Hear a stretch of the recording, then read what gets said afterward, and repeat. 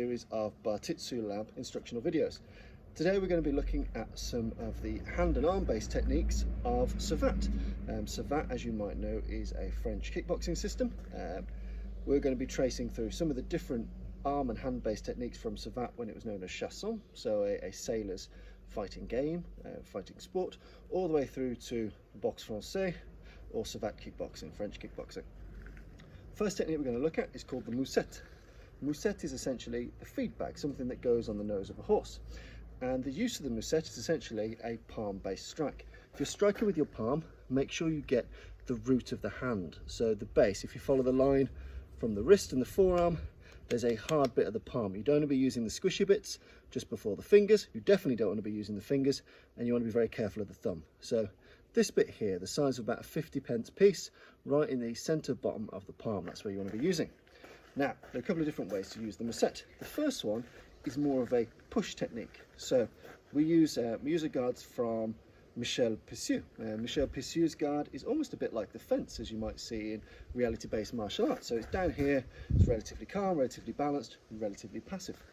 Okay, so from this position here, our musette, our first type of musette is a push musette.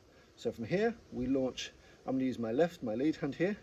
We're going to push it forward, and I'm going to rotate my rear shoulder back and my front shoulder forward. So I end up on an angle. So from the side, I end up creating distance. So in this one, it's a distance creating musette. I'm trying to hit you to gain some distance to follow through with something from boxe anglais, English boxing, a closed fist strike. So from here, my musette comes, I turn my shoulders, hitting with this, and really I'm pushing you away, aiming for your face, aiming for your jaw, aiming for your nose, trying to push your head back so I can get a decent body shot in, decent shot to the jaw.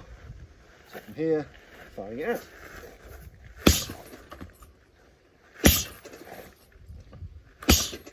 That's musette number one, and it's quite good at getting range. So if you're trying to close on me, I might stop you closing on me and then strike. So again, it's a stopping blow before something more powerful comes in. You've also got the more thrust style musette. The thrust style musette is essentially more like a traditional Asian palm heel strike. We're going to drop our body weight with this one, and we're going to drive our body weight sharply up. So while the first musette comes straight out, almost like a jab, an open-handed jab, and we turn our shoulders. The second musette, we're a bit closer to our opponent, we're dropping our body weight, and we're firing that shot up. Now I prefer this one to be with the right hand, the power hand. So I prefer the first one, the push musette, with the lead hand, the power musette from the rear hand. We're dropping and we're driving this under the chin mainly, so we're raising that chin. Again, I might be raising that chin to punch you in the throat. It might be enough to knock you off balance. I might have to do this up close and then move into a judo jiu-jitsu kind of grappling environment. So in this, the more thrust-based musette, I drop my body weight, then I drive my body weight up. All of my body pops up behind this. There's no point my body staying low and this musette driving high. My body weight drops, my body weight rises. So from here, I'm nice and close.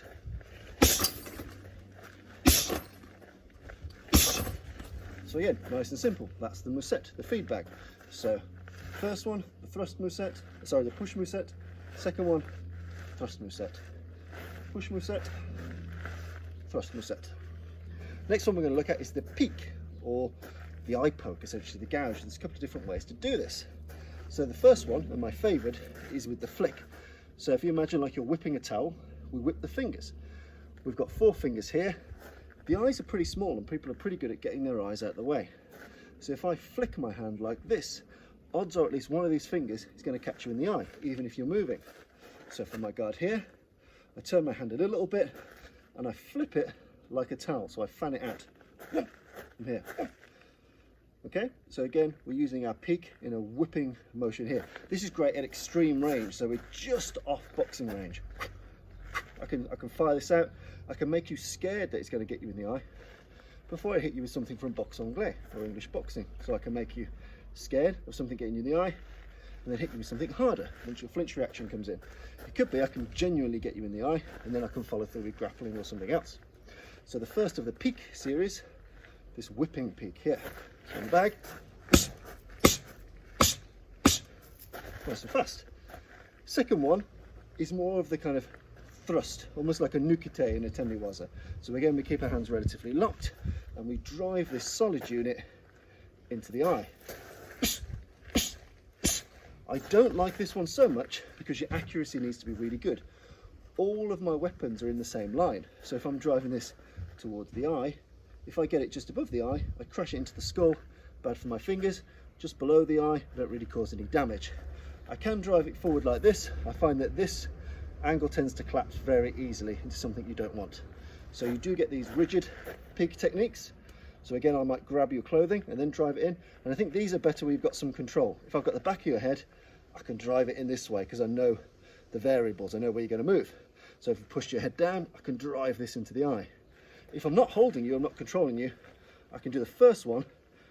You know, it's a lot less committal, it'll still hurt just as much, but I'm safer.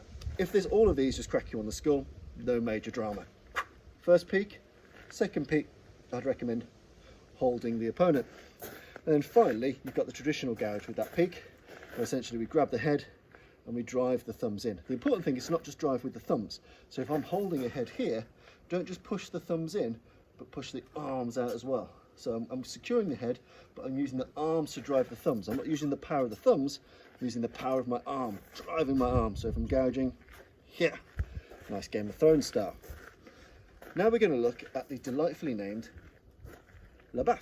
Labaf means to clap or to slap. A labaf is something that your mum will give you for stealing your dinner too early. Now again, from Pissu's guard here, I throw my labaf in two ways. First one, again using the hard bit of the palm. It fires almost like a straight blow and at the last minute whips in. So it's got all the science of a straight blow, and at the final juncture it curves in to become a kind of solid slap in the middle. I can do it off both hands. The hands being forward in this kind of early Savate style are really useful because with either hand I can launch my labaf very easily. So from here, again, just as you get to the end, turn your hips a little bit as well, and that will get some penetration. Ideally, aim for behind the ear or along the jawline. So here, you'll notice that your hand fits nice and easily. You want to get the hard bit just behind the ear. That's the first of the labaf series. Turning it quite sharply in, not doing too much superfluous curvature. In.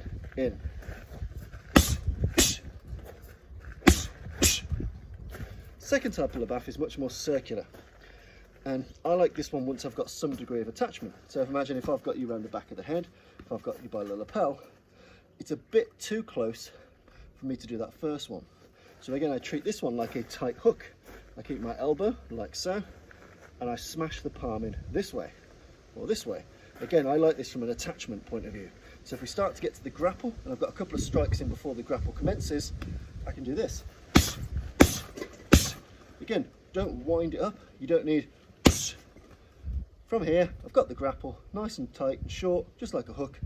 You fire it round. Again, like a close-up hook, I'm using a lot of hip, a lot of shoulder, a lot of torque on the foot. So here, 1, 2, 1, 2. So those are two types of labaf. The slap going forward and the slap coming round. I like the slap going forward as a general piece of striking arsenal.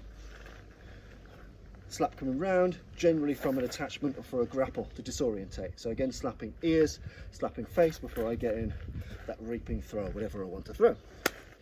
So that concludes part 1. Part 2 coming shortly.